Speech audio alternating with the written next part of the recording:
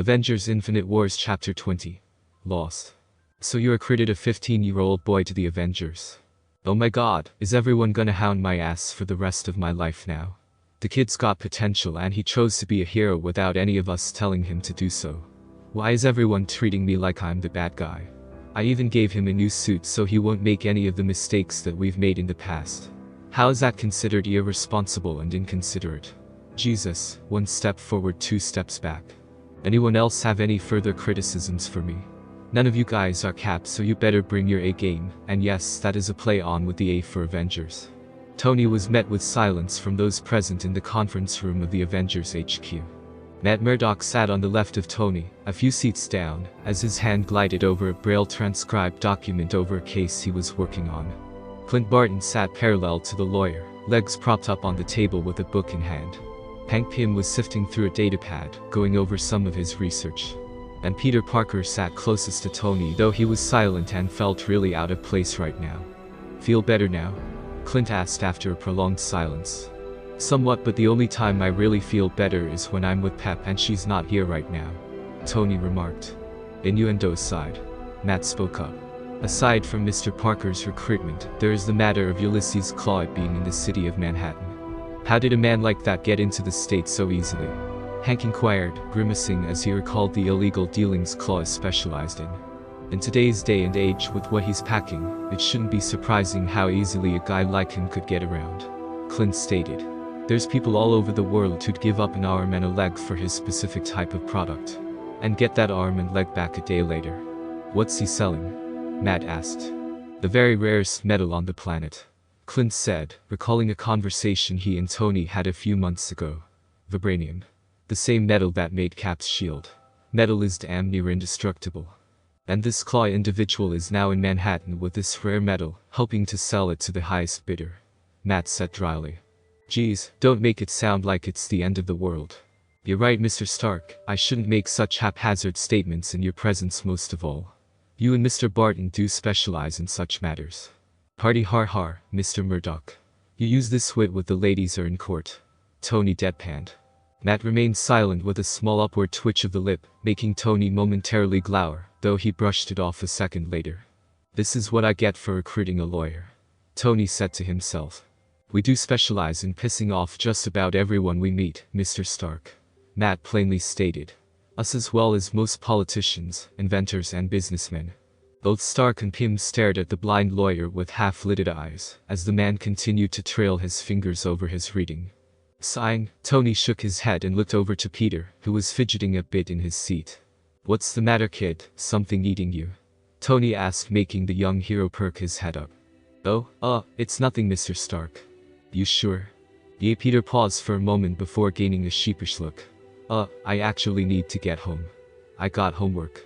Clint guffawed a moment later with Matt smirking openly at such a statement. Even Hank shook his head in amusement, while Tony stared blankly at the high schooler before rolling his eyes. I'm gonna pretend you didn't say that. Now, Mr. Stark. Murdock spoke up. Far be it from us older gentlemen to impede upon Mr. Parker's education. The youth of America are the future of this country and the world after all. Did you swallow Shakespeare, Poe and every other dramatic book on the way here or something? I'm a lawyer. That explains everything, Tony said sarcastically. Alright, since you two can't stay out of your pond for longer than an hour. Soon enough, Peter and Matt were in the back seat of a car with an automated car.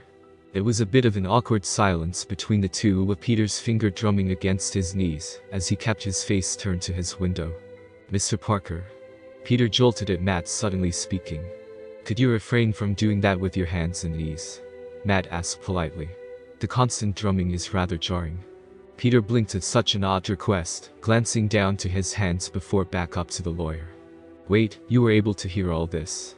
Peter asked, gently tapping his fingers against his knees. I can hear many things, Murdock replied vaguely. I can hear your stomach digesting that quesadilla you had eaten at the Avengers headquarters, along with the cars driving on the freeway a few miles up ahead to that fly that just flew by the driver's window. Peter stared silently at Matt, his mind processing what the lawyer had just described. That's wow, so you have hyper-advanced senses then? Peter asked excitedly. Matt arched a brow at the teen's shift in demeanor, now clearly much more interested in him, than attempting to remain silent for a majority of the drive. Yes, Matt spoke slowly. It compensates for my blindness. Wow, that's awesome. Peter praised. I kinda have the same thing, but it's weird really. I mean it's like, I could hear and see everything all at once, but man it can be overwhelming. Matt finished for Peter with a knowing tone. Yeah, everything is just turned up to 11, and it was freaky for the first few days. Peter recalled when he first got his powers. Everything was just slamming into me all at the same time. It was trippy and gave me the biggest headache. Matt snorted to himself. I know the feeling. Had the same reaction when he gestured to his ruby glasses. Couldn't even sleep properly. All I felt was everything around me. Oh man. Peter leaned back into his seat. Maybe it's a good thing then. All of us super-powered guys sticking together and all. Matt quirked a brow at the question. Well, a slightly pessimistic man, Murdoch wasn't one to simply rain down negativity for the sake of it. On the contrary, he relished in every positive scenario or individual he would come across. It's why Foggy Nelson was his best friend. We should. Matt confirmed, nodding to Peter who grinned at him. I just grinned at you, Peter said awkwardly. Why you know. Thank you. Matt nodded at the high schooler, a sense of familiarity coming over him. So, I remember something about you being from Queens, correct? Well, the two New Yorkers began to bond. Back at the Avengers HQ, Hank Pym was at the lab once more working through exhaustion to better understanding the circumstances that had led to the Avengers' disappearance. There was one thing on his mind, however, something he had caught on recently and a topic that has been eating at him to go to the source of it all. Hank had watched the many Hydra videos of their scientists conducting experiments for what felt like the 1000th time when Tony Stark walked in. You know, I don't know how much this means to you, Hank Tony drawled out. But have you considered taking a break? A nap? Hot shower? Cause the number of rings around your eyes would make Saturn jealous. As funny as ever, Stark. Pym dryly remarked, eyes glued to his datapad. What exactly are you looking for, Pym? Tony inquired. Something we might have missed. Cause I kinda made sure about a dozen times now that I didn't miss anything. With the equipment that you had. Hank quickly pointed out. But not with mine. Tony tilted his head at that last bit. I beg your pardon. You used everything you had at your disposal, correct? Hank inquired, though he left no room for Stark to answer. So then can you explain to me what this is? Hank held up the datapad to display a graph chart with a constantly fluctuating wavelength. Tony took a second to look at it. That's the residual leftover energy from the base. Why, did I miss something? Perhaps you did. Hank murmured. I've noticed some strange occurrences. First of all, this energy has yet to subside.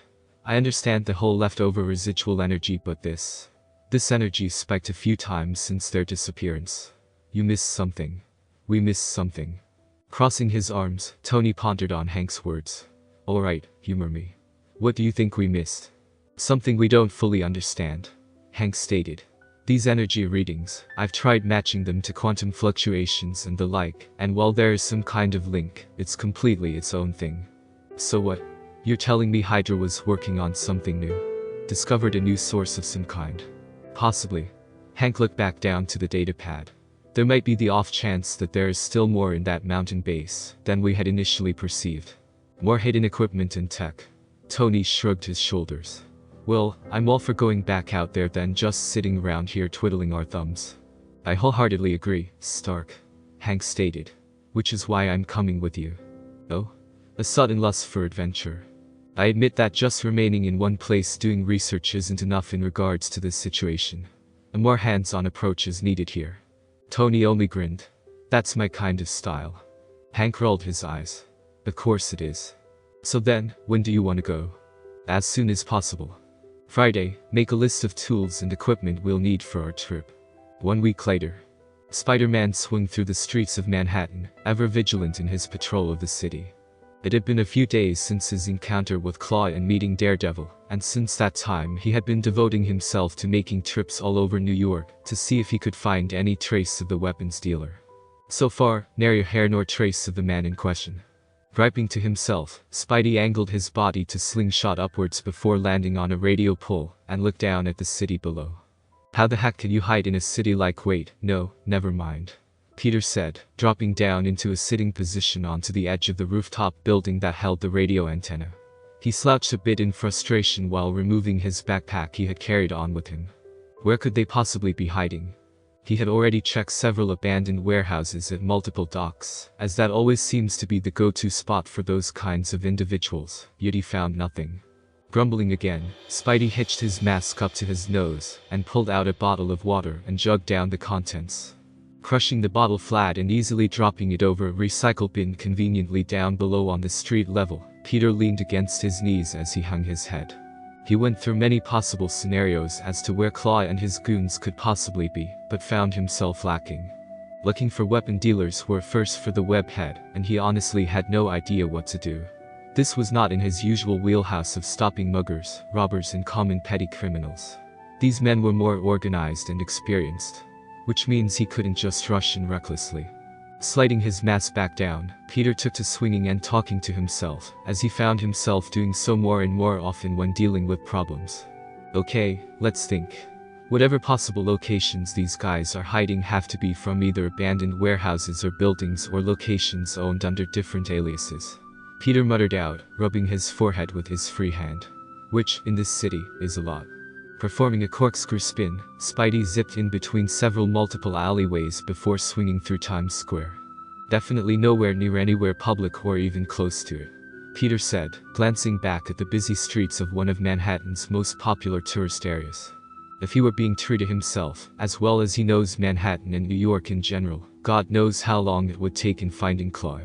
Wish Mr. Stark gave me Friday or any AI. This might run a little smoother. Emphasis on little. Heading towards Midtown, Peter looked to the stores below and spotted a name that made him blink. Hell's Kitchen, Peter murmured to himself when his eyes lit up. That's it. I just gotta talk to Mr. Murdoch. He knows all about the underground shifty business. Swinging down to a nearby alleyway, Peter quickly changed into his civilian clothes and pulled out his phone to type in a specific address. Following its directions, Peter arrived in a short while at his destination, only to find a slightly portly man walking out of the building humming a jaunty tone. The man noticed Peter, who was staring at him. Hey there, kid. He greeted politely enough. Can I help you with something? The high schooler stammered slightly, looking at his phone, then back at the man standing at the door to his destination. Why yeah, I'm here to see Mr. Murdoch. Peter answered. Maddie? Well, we're closing up shop for the moment to get some lunch. The man stated. Huh? Foggy? Did you get the? Matt stopped in his tracks, ruby shades facing Peter, who gave a slight shaky grin. Hey Mr. Murdoch. Peter greeted somewhat awkwardly. Mr. Parker. Matt said slowly. I'm surprised to see you again so soon. Then again, we are neighbors, so to speak. Matt, you know this kid? Foggy inquired. Yes, we had just met recently. Matt stated. Foggy, go on without me. It's clear that Mr. Parker sought me out for a reason. Wait, what? Just trust me on this, Foggy. Matt assured. If Peter here sought me out, then it must be something important. A few questions flew through Foggy's mind, though the pointed look his friend gave him made it clear that this was a special case, with Peter standing off to the side with a slightly sheepish expression. He'll be sure to learn more of this once back, he'll be sure of it. Patting his friend on the shoulder goodbye, Foggy walked off with Matt turning back to Peter. Alright, I think the two of us need to talk. Peter stated. Clearly. Scene cut. Tony Stark hovered high in the air within his newest Iron Man armor, making scans at every nook and cranny within the Hydra base which the Avengers had disappeared in. As thorough as Stark was the last time he had come to this cave, he was leaving no literal stone or pebble this time around. Hopefully with a fresh pair of eyes on the scene will give him a new perspective on the search. Hank was down below on the ground level with a scanner of sorts that he had built for the task at hand. What a complete mess. Dr. Pym spoke. Didn't bother cleaning this place up properly. Hey, I kinda didn't care all that much for the mess. Tony retorted. Missing Avengers and all. The billionaire flew over to the quantum expert to help move aside a few heavy contraptions that were in the way. Not to mention, if we were to do a full clean, some evidence might have been lost in the process, and neither of us would be the wiser. Hank hummed in agreement before shaking his head.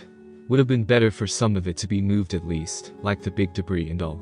In a rush, do I need to repeat 1,000 times, or is your hearing aid not working? Are you two done being annoying? Spoke the resident bowman of the team, walking into the cave in uniform. We've been here for several hours now, and all we've gotten is more scrapped computers and software. Friday can remake and restructure them. Tony waved off. But how will we know if it's useful? Hank asked. What if it'll be more of the same? What exactly were they working on here? That's the trillion. Got it. Hawkeye spoke up, holding up a discarded datapad underneath a pile of rubble. Screens cracked to all hells, but I think tech underneath might be salvageable. Friday. Yes, boss. Access this datapad and pull everything in it. There's a moment or two before the AI's voice was heard. Give me a few minutes. There appears to be more files than I would have expected in the connecting servers. And some seem to be corrupt. And why couldn't this have been retrieved sooner? Hank questioned. Said servers were closed off, and the only means of access were through these datapads, apparently. Tony hummed as he thought it was a smart move in Hydra's part. Key devices to go through the locked servers and hardware. Something he'll need to look more into for later projects.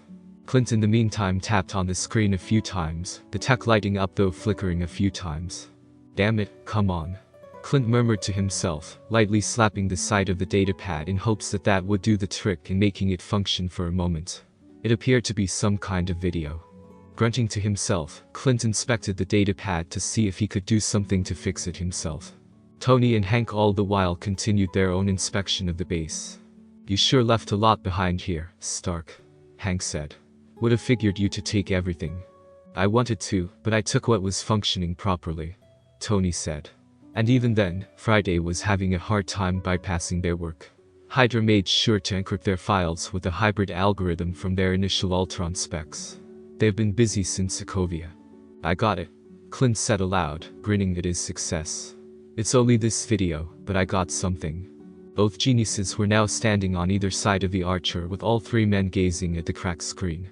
The video showed how the lab once was with a strange contraption in the center of it all, a swirling mass of some kind that the Hydra scientists surrounding it kept throwing objects that vanished into the energy generated by the machine. It ended with a Hydra scientist entering the swirling blob of energy only to not come out.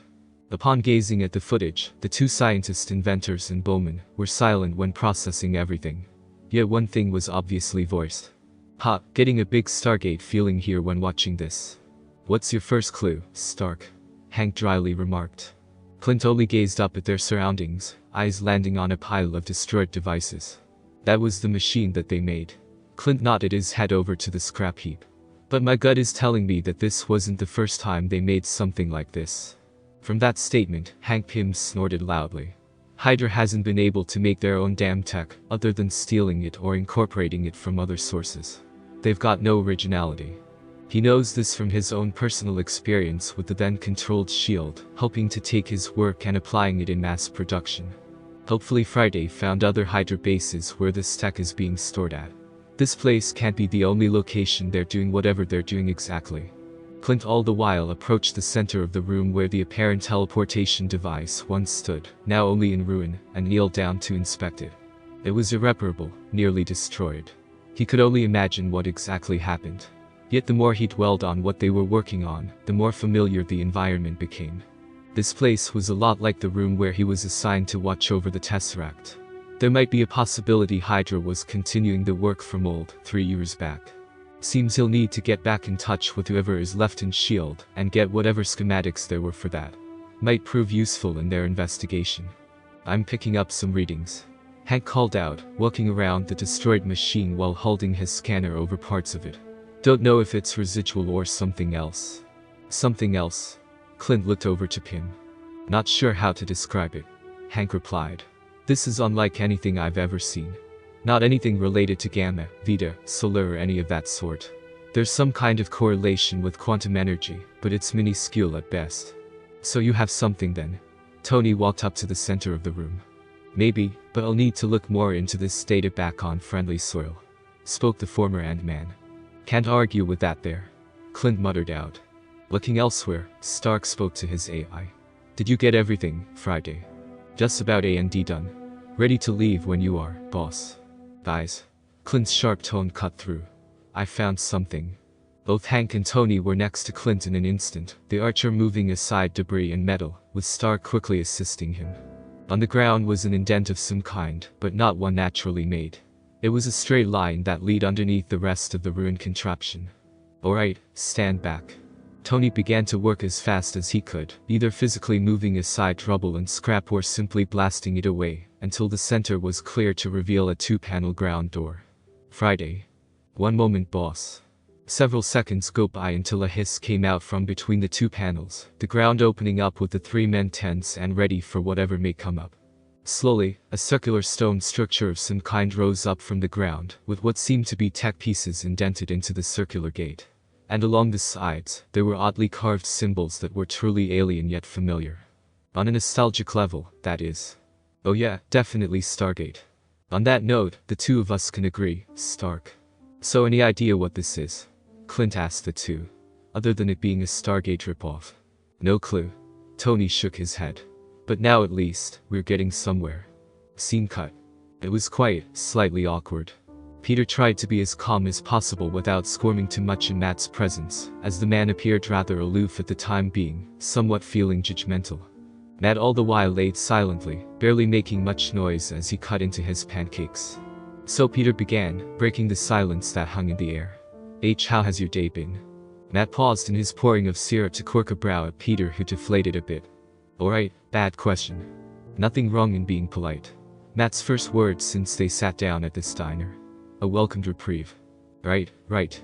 How's the search coming along? Huh? The search for Claw. Matt clarified. I've been hearing webs swinging out of the corner of my ear all day today, echoing around Manhattan. You came to me, but you weren't looking for me. My best guess, you're looking for Claw. Peter blinked a bit before laughing lightly. Yeah, you're basically right about that. So? Not great, actually. Kept hitting walls. Not swinging into them.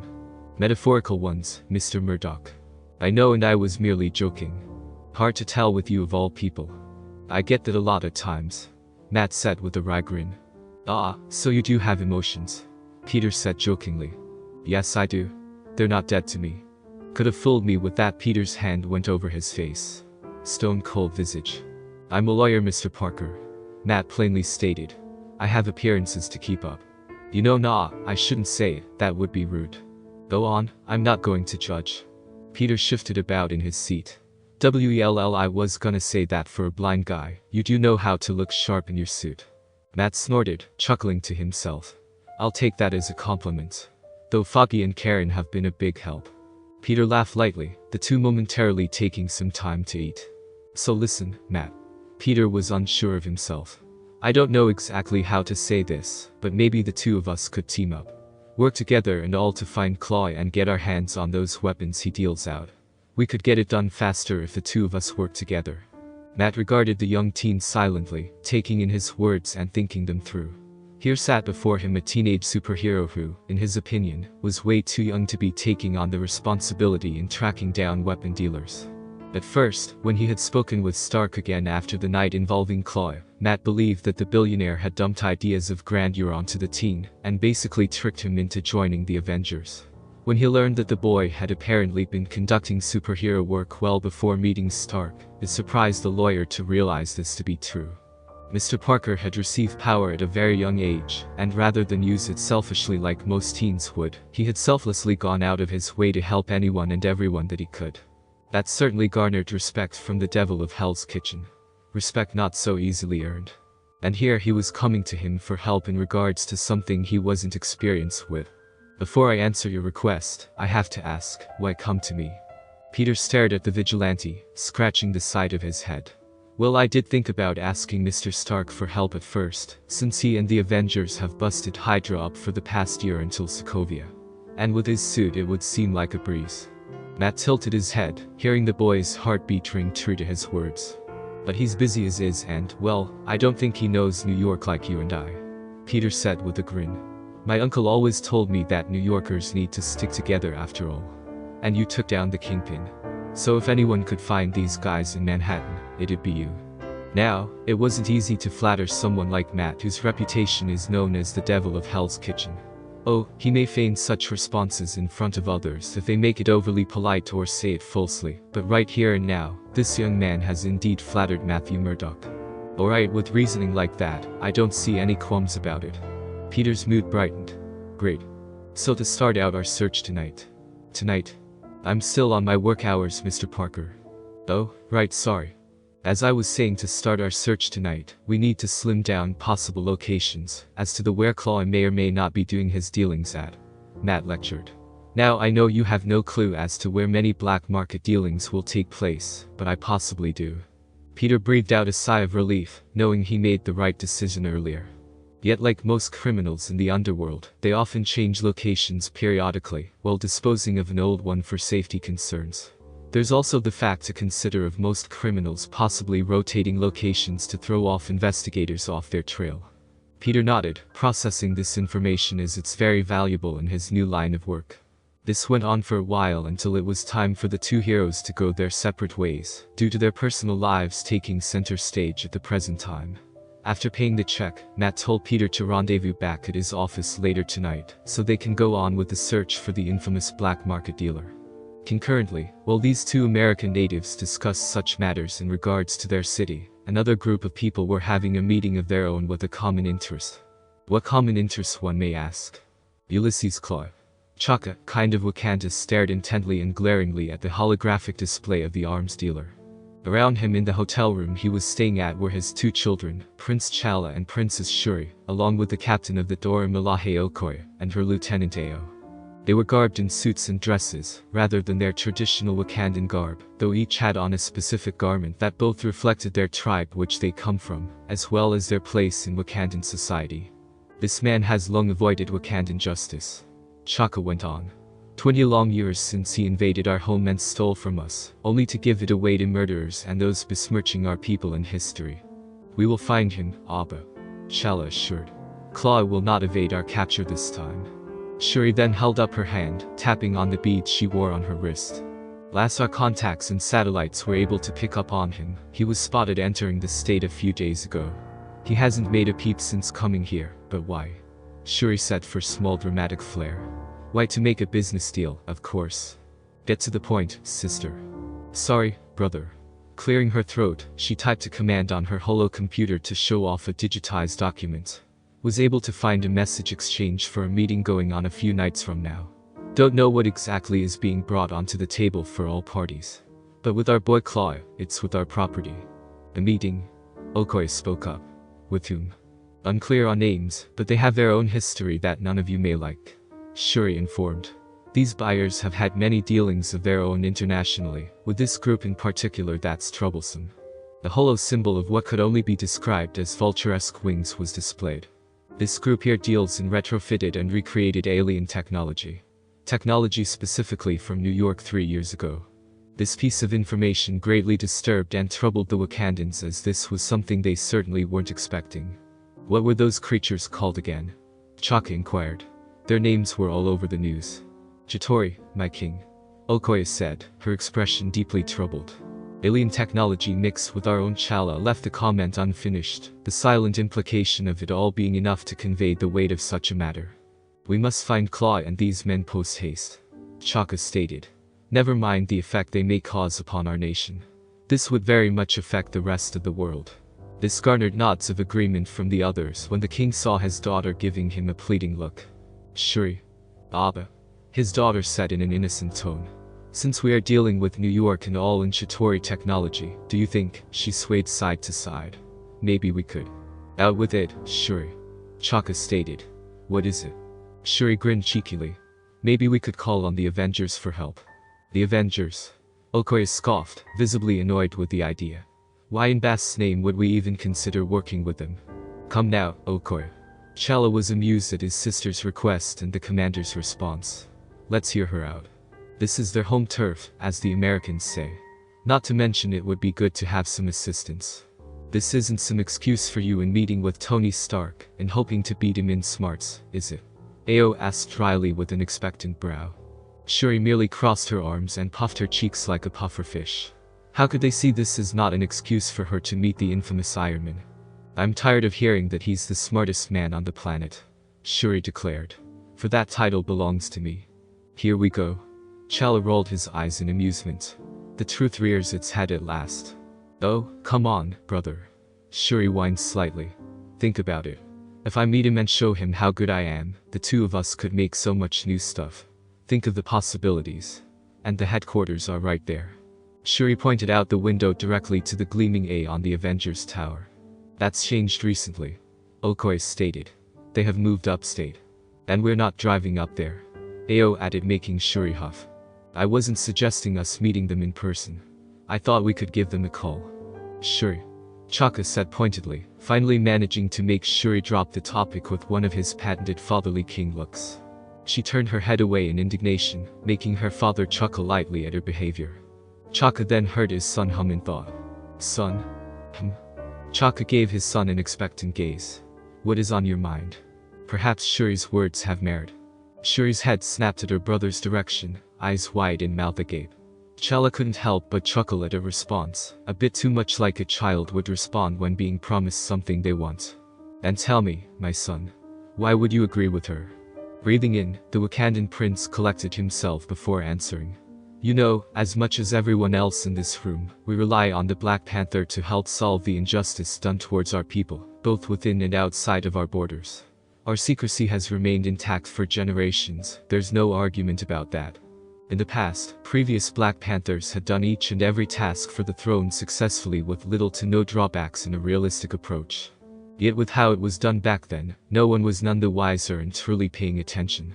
Nowadays, technology outside of Wakanda has started to catch up with what we have, even at a fraction's worth. Surveillance cameras, smartphones, people at the most random of chances could catch me if I'm not truly careful. And sure, we have our ways to scrub the documented footage to keep hiding us from the outside populace, yet we might slip up in more ways than one, and reveal ourselves in a bad light without our terms. Now what I'm trying to say is that if I were to go on this task alone, there might be some thugger dealer that would escape without me knowing, and would spread the word of the Black Panther. And word travels faster than it's been years ago. Breathing in once again, Chala continued. So I would like to suggest we get in touch with the Avengers for some assistance. Come clean as to why we are here in their territory. We don't know if one or more of them could, perchance, stumble upon the deal tonight. And if either one would have caught me there will be a fight and confusion added into the mix. Something neither of us want to deal with. With us coming to them first, this confusion would be taken care of right off the bat, as the Americans say. And if you're worried about the truth of our people, we can make them swear in keeping a tight lip. Chaka gave his son a hard stare, looking to Okoye and Ao, then back at Chala, all the while ignoring Shuri, who bounced upon her bed excitedly at her brother siding with her. I shall consider it then. Chaka acquiesced. We shall conduct our search alone for the time being. I do not wish to dwell here for long, but if we make no progress, then I myself will approach Stark. Shuri opened her mouth with her father glancing over to her. And you can come with me. Yes. Shuri cheered, jumping off her bed to hug her father. Thank you, Abba.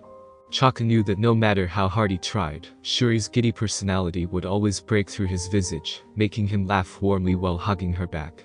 Pulling herself away from Chaka, Shuri faced her brother with an excited grin. This is the perfect place to try the newest suit I've been working on, Shuri said happily.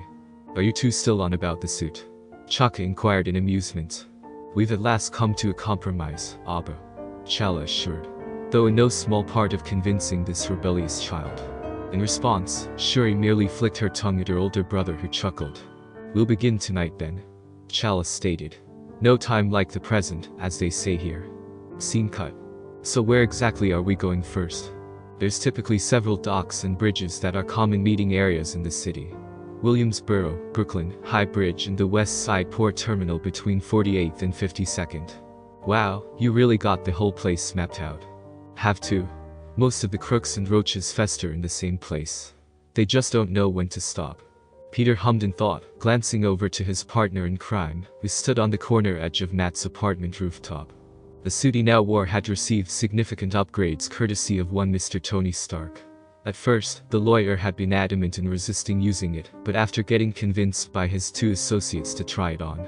On top of those two, apparently Matt's original suit creator had been found and hired by Tony Stark personally.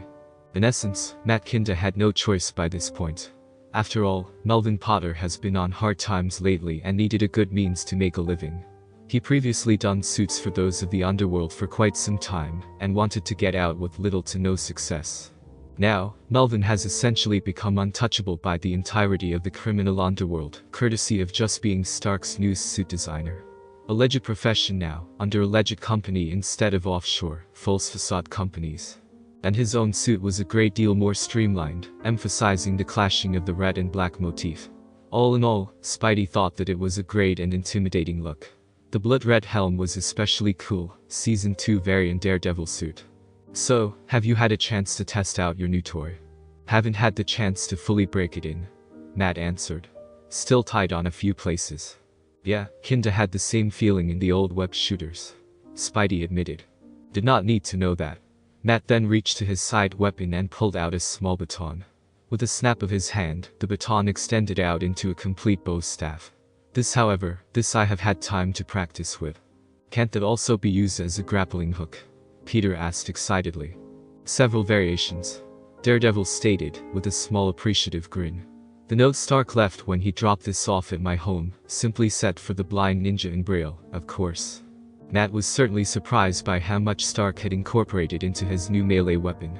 Apparently, Melvin had been working on it, and Stark had stepped in to assist, and he had essentially created an all-in-one weapon. It held many features from grappling hook to screamers, batons, nunchucks, bow staff, flail and several other variants he had yet to test out. But tonight was good as night as any. Daredevil tapped the side of his helm and began signaling out multiple voices that were being filtered through the earpieces Stark had installed, which allowed him a greater level of singling out voices. Honestly, the billionaire held nothing back when completely remodeling his suit. There's some crooks gathering at a deli several blocks down, Matt informed the younger hero. I recognized two of them as the ones who were with Turk the night they met with Claw. With the target in mind, both New Yorkers took to the skies, swinging in between the buildings while displaying astonishing acrobatics and flexibility. It wasn't long until they arrived at the deli Matt had directed them to, with the duo sticking to the shadows, as they watched a group of goons walking out of the deli with smug looks on their faces. They're enforcers, Matt informed the webhead. They just came by to collect their protection fee. Spider-Man's lenses narrowed in anger at the men they were spying on. So what's the plan? How do we do this? Hit them fast, hard, but leave them conscious, while trying to put little to no property damage in the process. Exactly. Giving Spidey a grin, both men prepared themselves as the group of criminals began to leave the vicinity. They didn't get far as Spider-Man jumped from his hiding spot, quickly firing several webs at the first three goons at the front of the group. Daredevil struck from behind, holding up his new tool. A small hatch opened at the top, firing several pellets that blew up and expanded to reveal nets that ensnared several more thugs. The remaining two men had attempted to flee, yet it was all for naught, as both Spidey and Daredevil fired their lines respectively, grabbing one each, and pulling them back. It was over in a matter of seconds. Sweet, Peter declared, feeling a great deal of accomplishment. This was his first hunt for a big-time criminal, and the first step had been a success. Hearing the faint sounds of sirens growing in the distance, the two heroes needed to make themselves scarce from the scene right after Spidey webbed up the crooks together. The younger hero had also taken to taking back what the crooks had stolen, and left it hanging at the front door of the deli, with a note that simply said, "This belongs to you." One thug, however, had the unfortunate luck of being conscious, which meant he wasn't being turned into the cops just yet. Murphy, Daredevil said with a casual tone, looking down at the squirming criminal who was webbed up to a chimney roof. Looks like you never learned the last 2 times I send you packing. Look man, can we seriously not do you off? Murphy was effectively silenced by a powerful jab to his stomach, knocking the wind out of the man, and making him cough loudly. Peter couldn't help but wince at the action, not fully used to such methods. Now your third time will be difficult, as you possibly know something my friend and I don't. Like what? Murphy wheezed out before eyeing the wall-crawler. Who even is this guy? You don't remember? This is the same individual who you ran into a few nights ago. This is Spider-Man, Daredevil said plainly. Murphy squinted slightly. Oh yeah, that weird spandex bug guy. The hell is he doing here with you? Just being a fine upstanding citizen, Spidey said proudly. And fee, it's arachnid, not bug. Tomato, tomato. Same difference. No, very much no. Peter shook his head. Not now, Spider-Man, Daredevil said before focusing back at the crook. Now, Murphy, I'm gonna ask you this one time. And one time only. The devil of Hell's Kitchen leaned in right up to the criminal's face, making the man greatly uncomfortable and nervous. Where is Ulysses Claw? The man played dumb. Huh. Claw. Who are you, Ak? OWMMPH. Daredevil had socked him in the ear, deafening his hearing for a moment and muffling his mouth. I can tell when someone is lying, Murphy. Daredevil said in complete calmness. Now, try again this time because I'm not repeating myself. If you don't, I can probably do something quite embarrassing to you. Spidey offered. And by what I'm barely reading off my friend, my option is the lesser evil.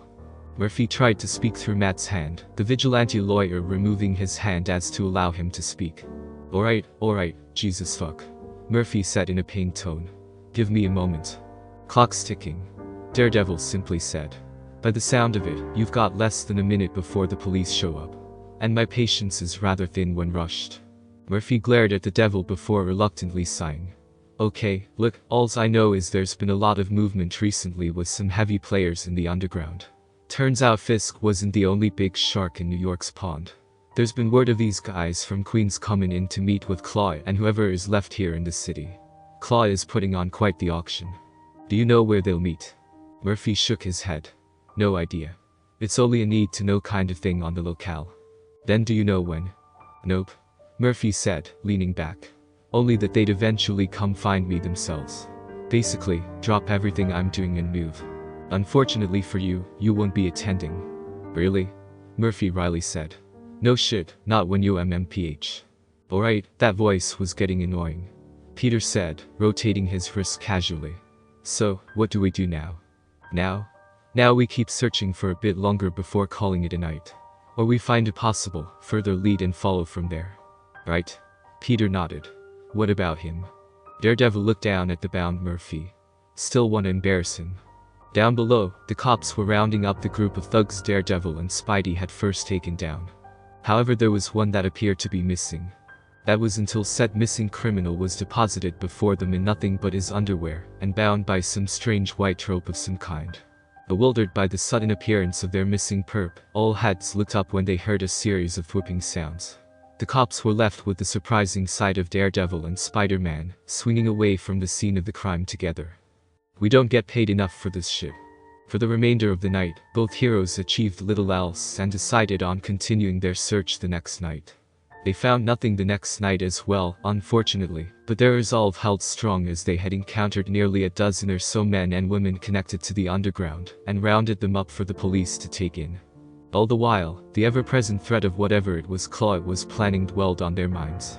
Arms dealer he may be, he could still cause untold levels of chaos and destruction with the tech at his disposal. And with him looking to sell these weapons, they needed to find Claw as fast as possible. Their search continued well into a third night. Only this time, Hell's Kitchen would host 3 enhanced individuals. A figure in complete black jumped from rooftop to rooftop of Hell's Kitchen, with feline grace and poise, unaffected by the inhuman leaps and landings. This figure ran on 2 and 4s with graceful ease, landing upon a fire escape obscured by shadow, taking a moment to gauge his surroundings. Is everything reading well on your end, sister? Yes it is, brother. Shuri spoke from his comms. Seeing and hearing things clearly within a block radius at the time being. Things were quiet before Chala heard her stifling a laugh. Oh bast almighty, that's hilarious. And you're just getting that now? Well, I was freshening myself before coming online and just seeing this as we speak. What Shuri was referring to was Chala seeing an assortment of thugs being strung up by a web-like substance, and put into a series of positions that were truly embarrassing to describe. Oh, I would love to chat with whoever did all that. I'm afraid to do so. Who's possibly doing this? Ao inquired from her end, far off on the other side of the block. While Chala roamed high above the skyline and Shuri provided information, Okoi and Ao were down on the ground walking about the streets, trying to be as inconspicuous as possible. Granted, they walked at times alone and in a pair garnering some looks, though most people ignored them. It was Manhattan after all. The city that never sleeps had seen stranger. Who could have done this indeed? Black Panther mused aloud, moving closer to the knocked-out, tied-up criminals. Shuri, see what you could find on the goings-on here in the city. On it, brother. Shuri stated, already moving to bring up multiple news files on the current events of New York. What she found surprised and intrigued her greatly. Brother, it appears that this city has its own pair of protectors, and they've been very busy here. Shuri said. There is the Spider of Queens and the Devil of Hell's Kitchen. Apparently they've been rounding up many men and women with criminal records for the past few days. Truly. Now Chala was interested. So there's more enhanced beings out here than just the Avengers. And it appears they have been using their powers and skills for a greater purpose. That much Chala could respect. Could you maybe grab me a sample of that substance? I would love to study it if possible.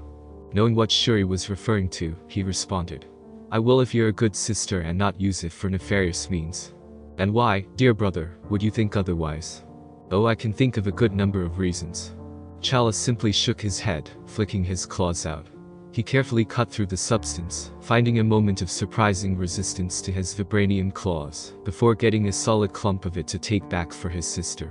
And like his resistance, it was hard for him to pry off his claws and put into a container for Shuri to analyze digitally in real time. My prince. Okoye sharply spoke through the comms. You'll want to see this. Up ahead. He saw where Okoye stood and turned in the direction that she was staring at. His eyes widened at the sight of two individuals in the sky swinging on lines high in the sky. What? Shuri gasped from her end as she was watching from her brother's point of view. That's them. It's them. Those two vigilantes that have been all over New York. Should we pursue them, my prince? Okoye asked, eyes still on the heroes that were now getting further and further away. Keep your distance. Chala instructed. Let's not do anything reckless. Chala quickly scaled up the wall while Okoye and Ao picked up their own paces, with all three moving to catch up to the two heroes. Meanwhile. Alright, shotguns are simple and easy to reload. Turk Barrett, career criminal, was back at what he did best. Hey man, we wanted something more precise. Not this cheap shit. What? With your expert and steady hand. Turk retorted sarcastically. Nah man, you'll need this more than whatever Alaska shit is usually on the market. How is this supposed to help us against that spider guy and the devil? Look man, do you want these or not? Turk asked indignantly. These are the best you idiots can afford and they're actually customizable. Very impressive, Barrett. If you only applied knowledge like that in a more professional and legal fashion. Upon hearing that all too familiar voice, Turk hissed in anger and fear, while moving to grab one of the shotguns from his trunk. Only for Daredevil to unceremoniously drop down and slam the trunk shut onto Turk's hands. The dealer cried out in anguish while those who came to buy guns attempted to flee. Crap, it's the bug and demon. It's arachnid. Spidey said as he dived on one of the crooks with a kick towards the cranium. Why does everyone keep saying bug? Riling you up, for starters. Daredevil said, casually flinging his baton at a thug that ran the furthest. It struck the man dead center in the back of the head, with the baton ricocheting back into his hand. True enough, I guess. Spider-Man remarked, heaving back the rest of them with all being tied up with his webbing. Turk groaned, nursing his hands. Why the hands, D? Come on man, they were sore as hell after last time. Good to see you too, Turk. Daredevil said conversationally. We need to talk. For God's sake man, why you gotta hurt me every time? Turk said, wincing at the pain while giving Daredevil a deadpan stare. And what's with the bug kid? He your sidekick now? How often do you two run into each other? Too often. Right? What you want this time, D? Turk asked in aggravation. Kicking my ass last time wasn't enough for you. Normally, it would be. Daredevil said. But this time, you better tell us everything up front. Turk blinked, surprised by the menacing aura Daredevil exuded. This wasn't like the usual times he had run in with the devil of Hell's Kitchen. No, this time, he was living up to a moniker like the one the city had bestowed upon him, and he really did not seem like he wanted to play around right now. There's an international criminal in this city, and we want to know when and where he's supposed to be making his grand auction. Daredevil said menacingly. You know everything that goes on in this city, so Turk, this is a one-time question. Where is Ulysses Claw? Daredevil tilted his head to the side for a brief moment, looking back at Turk a second later. You better tell him, Turk. Spidey piped up. We really don't want to go through beating up another person. Turk regarded the two silently for several seconds. Listen man, I've only heard rumors but... Daredevil's fist slammed through Bear's car window, completely shattering the window. I am not in the mood for games or wordplay, Turk. Daredevil said sharply. You better tell us where Claw is having his little get-together, or we're gonna start breaking more than just your hands. Oh, or we could just feed him to my spiders. Spider-Man said with a casual shrug. Matt and Turk paused, both heads slowly turning to the webhead who stood there unbothered by their looks. What? I'm not called Spider-Man for no reason, you know. Peter said in faux indignation. I can talk to the spiders, you know. Gotta live up to my name in its entirety. Daredevil stared at the teen hero when he realized just what he was trying to do, and could barely hold back the grin on his face. Matt began playing along. I thought you said you were still getting the hang of that power. Well yeah, at first, Spidey admitted. But practice makes perfect, you know. All I really gotta do is concentrate on one target specifically, and then they come crawling. As if on cue, Peter spotted a spider crawling on Turk's car and held out his finger for the little arachnid to crawl onto his finger. Hey there little guy. Peter greeted cheerfully, his voice sickeningly sweet. I need you to do me a favor. Start rounding up the rest of the boys nearby. I think I found your next meal ticket for the next few days. All the while, Spidey had been slowly facing Turk with every word, which in turn made the criminal begin to sweat profusely. Now, as a man who has had a long distinguished career in dealing with people, Turk had acquired the rare ability of reading most people with ease, and being able to call out a bullshit deal when he saw one. He needed that skill of course when dealing with some of the crazier mooks. Hell, Harlem showed that when dealing with that psycho Cottonmouth. But right now, a masked vigilante had just said that he could communicate with spiders, and order them to eat him. And after what these guys had already been shown to be capable of doing, Turk was honestly not sure of whether or not this was some bluff. Hey man, Turk said with a nervous laugh. And no need to go all itsy bitsy on me. Let's just calm down and put that little friend of yours away. Peter hummed aloud, holding up the spider that was dangling from his hand at the moment. I don't know Bartholomew, what do you think? Should we let your next meal ticket go? You won't go hungry for a long while. Okay, fuck this. Fine, I'll talk man, I'll talk. Turk pleaded. Good. Daredevil said pleasantly. Now, give us a location and date. Turk hated himself right now, but then again it was either this or being a slowly eaten carcass. No thank you, that's not how Turk Barrett was going out in this world. Okay. Turk slumped a bit. Look, it's at the old docks where the Yakuza used to operate at. It's big, spacious, and apparently from what Claus said, has the best view of the psychotic city. Tomorrow night. That's it man. Leave to crazy criminals to not do things in half measures. Spider-Man remarked. Sorry little guy, looks like you'll have to look elsewhere to eat tonight. Turk released a pent-up, anxious breath he did not realize he had been holding, rubbing his chest with the hand that was the least banged up. Alright, can I please go home now? Turk pleaded. My hands are messed up, and I got a new crippling fear of spiders now. First thing he was doing when he got home was killing every last damn spider he could find. Daredevil mused to himself.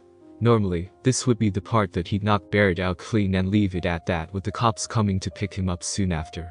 But right now he was really amused at Peter's trick working so flawlessly, and actually had a small pang of pity, due to Turk being genuinely scared right now at the concept of being eaten by thousands of tiny little critters. Alright. Daredevil stepped back. You weren't as annoying as usual this time around. Turk looked up at Daredevil in astonishment. Seriously. You have 5 seconds before I change my mind. The gun dealer damn near scrambled into his car, the engine revving up with his tires screeching as he drove away. I thought you weren't gonna let him go. Spider-Man said in slight surprise. I wasn't. Daredevil admitted. But he was this close to crapping his pants. That spider bit really got to him. Spider-Man guffawed upon learning that, with Matt smirking as well when it turned into a frown. We're being watched, he said quietly. Huh? Come on. Let's get out of here. Daredevil instructed, already running off. The whole time that the two had interrogated Turk, 4 Wakandans were listening in and observed the scene. Thereafter Claio spoke in surprise. It appears they want him out of this city as much as we do. Chala mused. I can't believe they found his location before we did. Okoye said. They were searching well before our arrival it seems. Chala said. That explains all their sightings and capturing of criminals. Very thorough, these two. So what to do now, my prince? Chala hummed to himself when his sister added her 2 cents in. Maybe we should try and speak to them. We're after the same person here. Shuri then giggled mischievously. And that Spider-Man sounds cute and fun. Wonder if he's cute underneath his mask. Chala groaned upon hearing this. He did not want to deal with his hormonal teasing sister this time. Shuri. Oh come on brother, let a girl have her fun. Shuri said a bit petulantly. Who are you? Chala immediately tensed from the voice that came from above. Whipping his head up, there stood the 2 vigilantes he and Dora Milaje had been spying on. How on earth did those 2 sneak up on him so quickly? Looks like they were more skilled than they appeared. My prince, Okoye cried out. Hold, General. Chala ordered straight away, arms raised placatingly towards the two that stood above him. Whoa, what are you supposed to be? Spider-Man crouched down. Some kind of cat-type person. You here to audition for cats? I don't think they're back in town. Chala. Puldeo, stay back. The Wakandan prince ordered more firmly this time and out loud in order for both New Yorkers to hear. So those two were with you? Daredevil said, more in confirmation for himself rather than from Chala. I mean you no harm. Chala said in his regal tone, surprising the two a bit. They were even more surprised when the helmet that he wore receded to reveal his face. My name is Chala. I am the Prince of Wakanda. He introduced himself as non-threateningly and cordially as possible. I have not come to this city to cause problems for the two of you. Why are you here then? Murdoch asked suspiciously. It has to do with whom you are pursuing. Ulysses Claw. Panther said determinedly. Both Peter and Matt exchanged glances. You know him? Peter asked, getting a nod from the prince. Why are you after him then? Because he has evaded Wakandan justice for far too long, and his time of international crimes need to come to an end. Chala said in a fierce tone. I have come to this city to capture him and remove him before he can cause more harm than he had already caused. Well, if you figure a pile of trash to be harmful. Matt elbowed Peter, making the webhead chuckle sheepishly, a gesture shared by Shuri, who had heard the comment from her end. The three of us share a common goal. Chala once again speaking of Claw. Perhaps to achieve this matter, we can work together to better deal with this enemy rather than individually. My prince, you cannot be serious. Okoye argued through the comms. Okoye, this is their city. He refuted. And though this is our fight, it is theirs as well.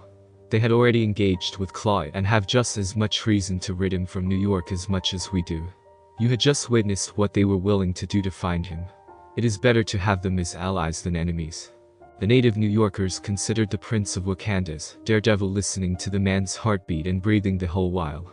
He had found nor detected any deceit or lies from this newcomer, and appeared genuine in offering aid. He spoke of Claw, and it was clear to them that these Wakandans had a more personal vendetta against this man. Still, there was something highly unusual about this Chala, and it wasn't just what he was wearing. I say we do this, Peter declared. What? You can't be serious. Hey, come on, was he lying at all? He just revealed his identity to us. This must be serious for him too, D. You gotta see that. Daredevil wished to argue but saw Spidey's argument and held back his comments. He then sighed a bit tiredly. Alright then, what can you tell us about Claw that we don't know? Scene cut. It was cold.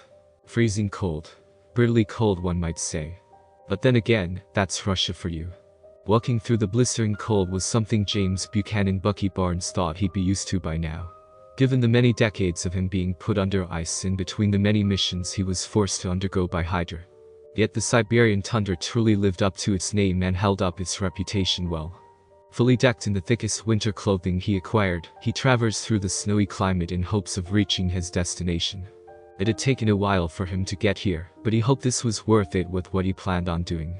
Ever since Hydra's public reveal and eventual downfall from the failed Project Insight, Bucky has been slowly regaining his memories. But more importantly, his humanity. Yet with each and every moment he recovered from his old life, he gained more and more nightmares of the atrocities he performed by being Hydra's illustrious go-to assassin. It all ate him up, and there were things he can't face anymore without him wanting to end his life at a moment's notice. He was never a religious person, but he hoped that any higher power out there would grant him mercy if he were to pass on. Yet before doing so, Bucky wanted to clean up certain messes which he took part in. And one of the biggest ones were located at where he was heading off to at this time. I hope my memory is serving me right where I'm going now, thought the Winter Soldier as he trekked through the snowy landscape. After what felt like forever, Bucky was able to come across a rocky ledge where a metal door was placed underneath its covering. Stepping into the space, he eyed the steel wheel placed on the door's front. Now normally people would try to open the door by simply turning it. Yet this door was no ordinary door. Moving off to the side, he brought up his false arm and traced the rocky surface before his fingertips tapped onto something out of the norm. Pulling off the stone covering, Bucky found a 9-digit keypad. Unzipping his coat, Bucky pulled out a red leather-bound book with a white star on the cover. For the umpteenth time, Bucky had to resist the urge in tearing this thing a new one and burning it to ashes. Yet he needed its inner contents to get what he wanted and right his wrongs. What was in his grasp was the Red Book, well, one of 2 red books, procured from the late director Pierce's home safe. The other one, however, was lost to the wind somewhere. Upon his creation, Hydra used these 2 books to keep all sorts of secrets from prying eyes, and from their direct servers. There were details and locations of the vast hidden bunkers around the world, and how to access them. Sure, a good chunk was decommissioned over the years with them moved and updated elsewhere, but they were still Hydra property and had to be known. But this wasn't all that was kept in these 2 books. In fact, within their pages lied the vast studies and notes about their favorite pet project, him. His strengths, his weaknesses, the jabs against his character if he were to show any remote humanity that's somehow able to surface. So many details painted quite the picture, and he was disgusted by it. Especially the activation phrase to reign complete control over him. Breathing in the cold air to cool his nerves, Bucky opened the book to the bookmark page. Scrolling down, he found the access code for the panel before him. Once typing it down, a loud clunk was heard coming from the steel door to reveal that it was finally opened after nearly 2 decades. Strolling inside, Bucky tucked the red book back inside his coat before closing the door behind him. Many fond memories flooded through his head as he looked at every other direction of the Siberian Hydra bunker. Oh, how he wanted to blow it to kingdom come to bury its dark history for good. Yet Bucky wanted to be sure what lay deeper inside this base was destroyed by his own hand, in front of his own eyes. Echoing steps resounded throughout the halls and corridors, due to him being the only conscious occupant roaming about. Even though the Winter Soldier practically had full reign of the place now, his nerves were at a knife's edge that anything out of the ordinary would set him off. So his involuntary training kicked into high gear to pay attention to anything amiss. Upon reaching the destination in mind, Bucky opened the door and pried it open to reveal a cooling room with several devices strung about and attaching to 5 pillars. Instead of being made of concrete and earth, these pillars were made out of metal and glass. They were nothing as to remotely close as to being support pillars at all. No, these were cryopods. And not just any cryopods, but ones containing the 5 Hydra-made super soldiers. Out of all Hydra operatives, this elite death squad made the most kills in the organization's history, and this was before they were administered the super soldier serum, which was reverse engineered by the late Howard Stark. Each of them were designed to be the new generation of Winter Soldiers, i.e. Winter Soldier Mk2. Better marksmanship, better hand-to-hand combat, better maneuverability, better everything. And he was their personal punching bag, more so once administered the stolen serum that made his best friend into the man he is today. With them speaking 30 different languages and not having distinct features that would make them stand out amongst a crowd, they can topple governments and countries in a single night, and none would be the wiser. With the many praises they got under their belts, there was one flaw into their own creation: they became insane, unstable. Despite their training and conditioning, most of it was disposed of once the super soldier serum was injected into their bodies. Bucky remembered what Steve told him about the serum. It makes a good man better while making a bad man worse. With how bad this elite squad got, Hydra was forced to put them under and seal them away, before they had the means of properly controlling them without another episode or 2 occurring at every goddamn moment. At least I'm better than them on that department. Bucky mused with a silent chuckle. Walking by the frozen soldiers, Bucky hated the nostalgic overbearing feeling he got from this place. Flashes of the many times his memory was shocked out of him made him wince as he clutched his head. Right now, he needed to focus on why he was here aside from the frozen soldiers behind him. He will deal with those 5 later. Entering a separate room, Bucky looked around until he spotted what he was looking for. An old rotary phone. Using the red book once more, Bucky spun the dial several times until there was a ding, followed by a wall of pipes, valves and meters, shifting to the side to reveal a familiar black door. Despite having access to the place, Bucky never had the chance to come to this particular door before. Part of him back then felt drawn to this location whenever he was brought to this bunker, yet his superiors kept pulling him away before getting the chance to investigate. And it was on this act alone that got him more electric shock therapies for his curious innocence. What were you Nazi bastards keeping behind this door? With all the secrets and information kept within the red books, there was no mention of anything written down of this particular location in this bunker. Just the code to get in on the rotary phone. Whatever was behind this door was not only off the record, there was literally nothing about it that proves its existence other than it being right here in front of him. As he stood before the black door, several moments went by when the hissing sound of air escaping through the door came out, slightly jolting the Winter Soldier. Slowly, with metal groaning, the black door opened to reveal a peculiar and slightly unsettling sight. Well, that's not ominous at all. Before him laid a large machine with a black glass-like material taking up 80% of the device. By the looks of it, it appeared to be a more sophisticated cryopod, given what he saw from the containers holding the second generation of Winter Soldiers. If it weren't for the designs he saw earlier, Bucky would have figured the object before him was some sort of sophisticated high-tech container. This one was incredibly bizarre in the eyes of Bucky, as this looked like a blend of a cryopod and something else entirely. He couldn't quite put a word on it, but whatever it was, this was no ordinary cryopod. Coming up close, Bucky brushed his organic hand across the obsidian black surface. He felt the heat radiating off its surface as he traced it over before moving over to the side for a better inspection. When he did, the mind-controlled assassin thought something was playing tricks with his head. Eyes narrowing, Bucky's vision concentrated on what was no doubt a silhouette within the pod. A silhouette that resembled a woman. But how? There was no way he could have seen past the pitch-black glass at all, yet he can see the vague woman's silhouette right now. Crouching down a bit, the light within the room helped in better confirming for Bucky that there was indeed a woman within this pod. The shapely mounds were a bit of a dead giveaway. Now, James Buchanan Barnes was no pervert, but he was a man who recognized the form of a woman. Those bits and pieces of the life he once had showed him that much. Yet now he had more questions than answers, which was honestly common by this point in his travels for the past year and a half. Every attempt he had to rediscover himself only left him more questions, which only tacked on to his journey of rediscovery. But right now, he only had one question in particular. Who was it inside this pod? Looking off to the side, Bucky saw a computer console and made his way towards it. Turning on the device, he waited for it to be fully booted up before he attempted to start his newfound investigation. And after several grueling minutes of painstakingly long annoyance, the Winter Soldier scrolled through the files before coming across what he needed now. Browsing through the digitized journal entries, this high-tech cryopod was discovered in Roswell, New Mexico, when the infamously rumored crash landing occurred back in the 1950s. Sure, the government had covered it up, but the story got out there, to which how the whole thing became infamous. Things were confusing at best on the whole situation. Anyways, it was S.H.I.E.L.D. who discovered the crash in the first place, as they found the occupants all dead with their bodies burned to crisp upon entering Earth's atmosphere. And with the crash, it entirely wrecked the space-worthy vessel. To the point that not even S.H.I.E.L.D. and Hydra could reverse engineer anything. Only thing that was done was the salvage cryopod that had miraculously gotten out unscathed from the crash. And this pod was unlike anything S.H.I.E.L.D. Hydra had ever encountered save for the Tesseract.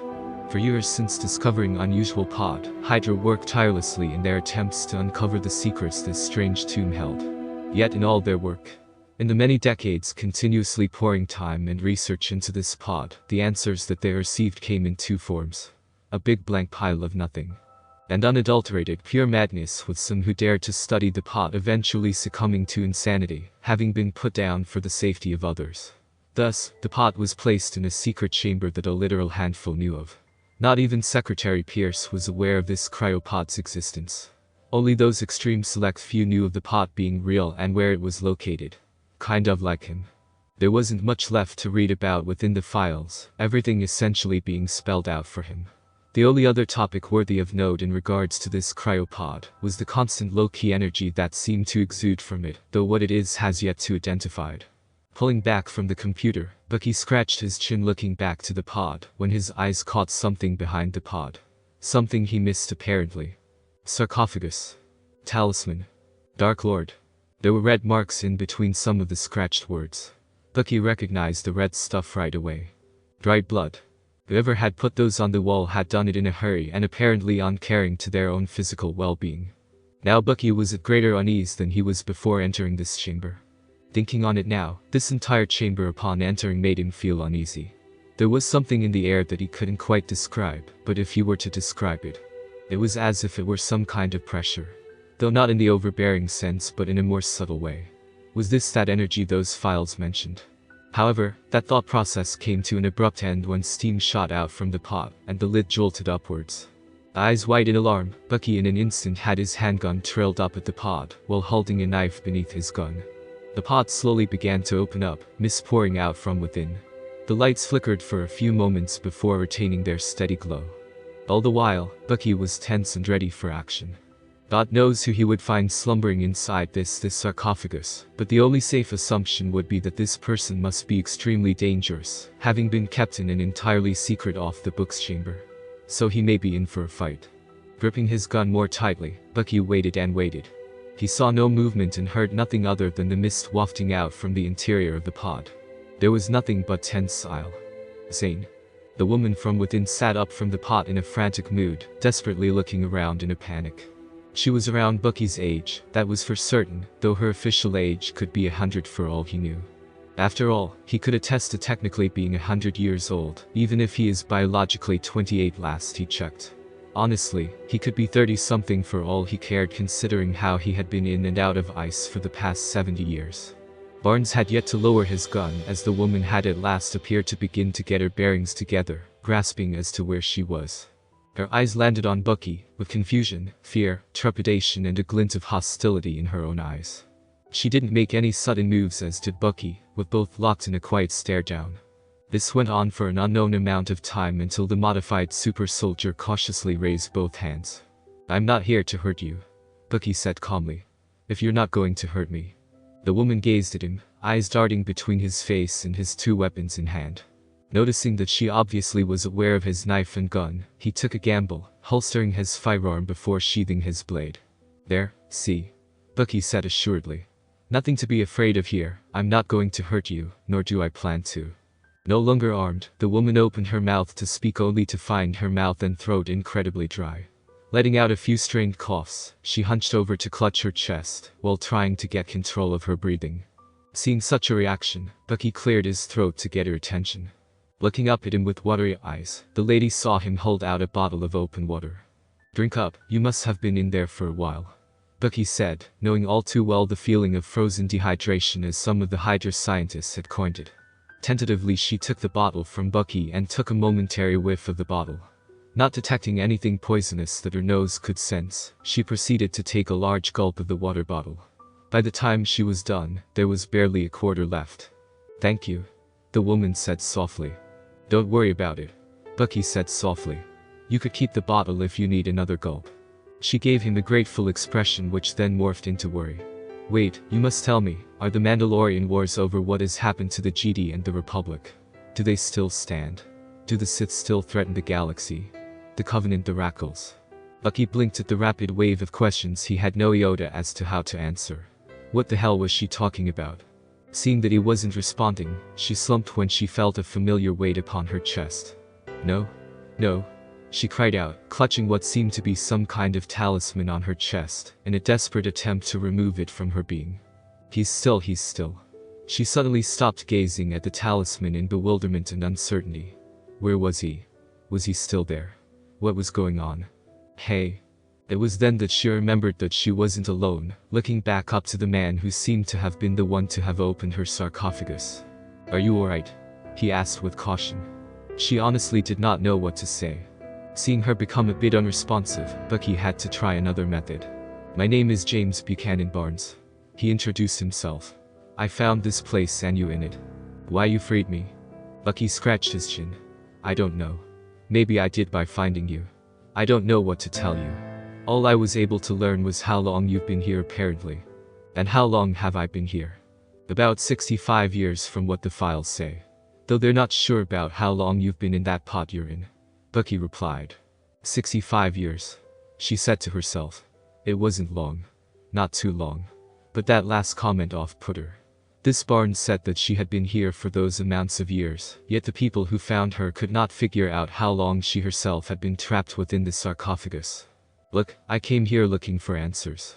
Bucky spoke up, gaining her attention. "And I found you instead. They've kept you locked in a chamber that I didn't even know existed for all this time. Who are you?" It was at this point that she realized she hadn't even introduced herself when James had done so. Strangely feeling sheepish over such a simple manner, she cleared her throat and gave him a small smile. "I'm Celeste Morn. It's a pleasure to meet you, James."